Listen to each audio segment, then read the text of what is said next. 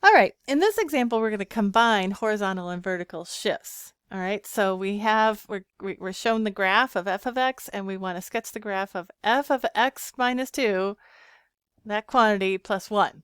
All right, so if you remember how shifts work, this is essentially going to take every point on the graph of f of x and shift it to the right by 2 and up by 1. So we could just do that. We could just take every point. So for example, this point here, which is negative 1 comma 2, and we could shift it to the right by 2 and up by 1. Okay, so that would, this would be, we just go over and up by 1, and that becomes a new point on the graph. Now we can also look at it, if the input to the function is x minus 2, right? The input to f of x in this new function is x minus 2. And I know some values of f of x minus 2. So, for example, this point is negative 1, negative 1. So when the input is negative 1, the output of the function is 2, right? So I want to know, what does x have to be, right? And then what is f of x minus 2 plus 1, all right? Because I know that negative 1 comma 2 is on the graph of f of x. And so in order for x minus 2 to be negative 1, then x would have to be a 1, right? And then I'm going to take the output of that. I put negative 1 into f of x, I get 2, and then I'm going to add 1 to it, so I end up at 3. So you can see, you get the same thing. I get this point 1, 3. All right, and we can do that for other points. Like for example, this point right here is the point 2, 5. So when the input is 2, the output is 5. In order to get an input of 2, right, because I'm putting in x minus 2, then the input the x has to be 4, right? And then I'm taking the output of f of x minus 2, and I'm adding 1 to it, so I'm going to get 6. So this point is going to shift over to 4 comma 6, right? And you can see we're getting that same 2 units to the right and 1 unit up, right? So we're going to get these points. So we could just do that with there's kind of these key little points here where the graph is changing direction. So I can also look at the point 4 and 1, right? I know that that's on the graph of f of x, because so when the input to f of x is 4, the output is 1, right?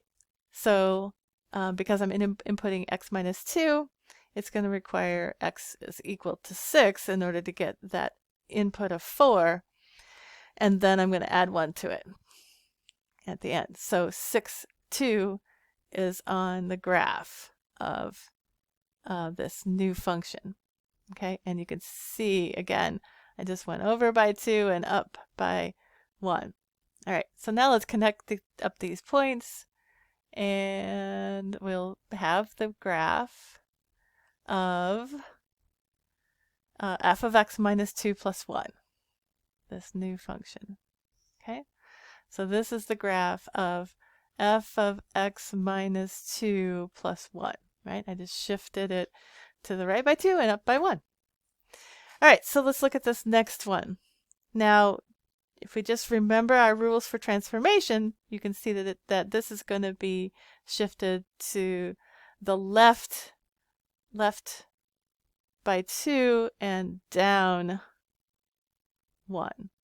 Okay, so I could draw another table, or I could just take these points that I know on the graph of f of x and just shift them to the left by 2 and down by, whoops, not 1. It looks like it's 3. Where did I get 1? 3, right? I'm going left 2 and down 3. So I can take this point and go left by 2 and down by 3 and find a new point, right? So this point shifts to this point here. All right, I could do that for each point, or I could do the same thing depending on how you prefer to think of it, whatever is easier for you. I know the input is x plus 2, and f of x plus 2, I can find that, right? So if x plus 2, which is the input, is minus 1, then I get 2 out.